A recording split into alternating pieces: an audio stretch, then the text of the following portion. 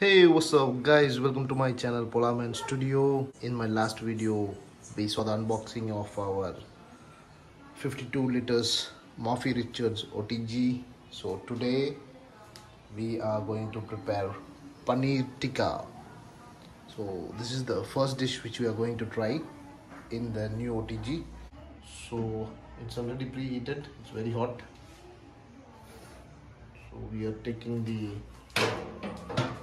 iron rack and then the steel rack, and then we are placing the paneer inside the OTG. Now we are closing it, and then the timer is set for 20 minutes. Let's take a look at the inside. A few minutes later. So finally our paneer tikka is ready. It looks very yummy. We'll taste and give a feedback. Thank you for watching. Do like, share and subscribe to my channel Polaman Studio.